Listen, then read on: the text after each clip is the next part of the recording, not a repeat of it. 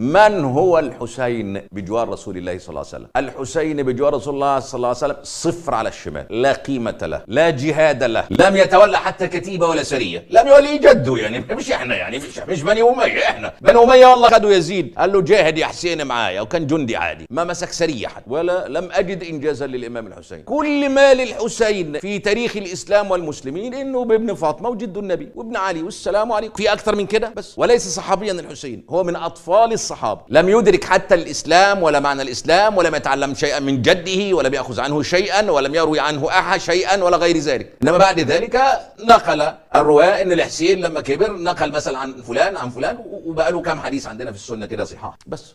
ادي الحسين تمام. انما واحد مثلا زي سيدنا ابو هريره افضل من الحسين. ما بنتكلمش في افضليه المقامات، بنتكلم في افضليه العلوم. افاد الامه ب 5000 وشويه حديث. انما الحسين ولا شيء. خدوه الشيعه بقى عشان هو لا قيمه له ولا قدر له، وعملوا منه اله.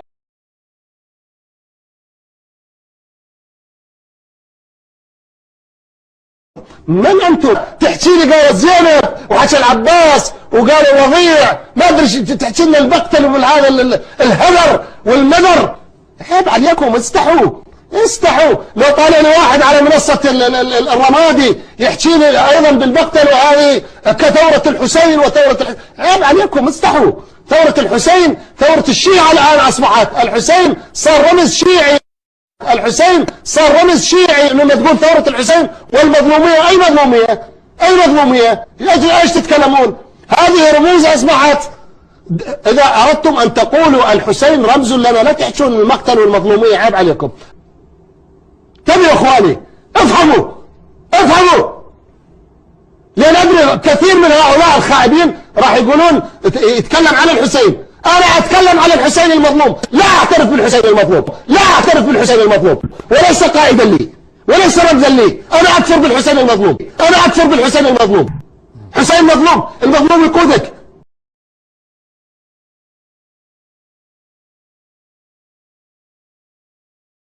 يزيد ابنه يزيد أمير المؤمنين، وإن يكن ما يكن عليه، لكن أمير المؤمنين وله مواقف طيبة. غزا الصائب بعهد أبيه، غزا قسطنطينية، وكان في ضمن جيشه أبو أيوب الأنصاري صاحب رسول الله صلى الله عليه وسلم. فالقدح فيه وأخذ آراء الأعداء والخصوم فيه هذا من الجهل.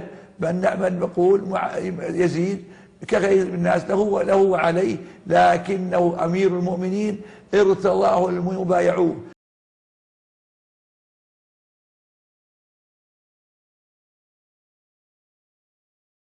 الذي قتل علي من؟ هل قتل علي رجل فاسق يزني ويسرق ويرتشي ويشرب الخمر ويعمل؟ لا. قاتل علي من؟ قاتل علي عبد الرحمن بن ملجم في أول أمره. عبد الرحمن بن ملجم هذا رجل صالح، عبد الرحمن بن ملجم هذا رجل صالح، عبد الرحمن بن ملجم هذا رجل صالح.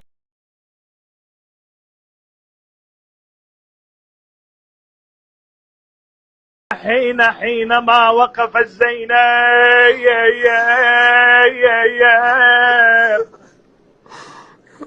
صاحت أخي يا حسين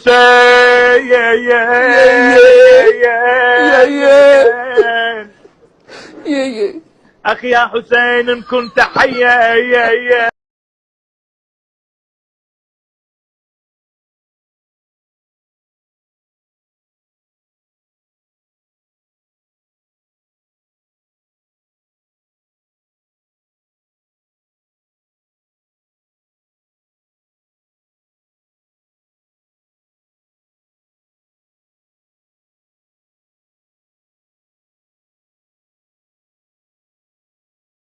زلت أقول خرى على معصومينك اللي عندك. تحسبني خايف، تحسبني بتراجع، أبى أعتذر. خرى على معصومينك 12 اللي عندك، زرب عليهم، طيح الله حظهم، المعصورين، الزبالة، الحذاء، النعال، كل شيء وسخ في الدنيا على معصومينك اللي عندك. أنا أقولها ماني خايف. سجلها وروح ودها ثاني مرة للشيعة، خلي يسجلونها وصورها.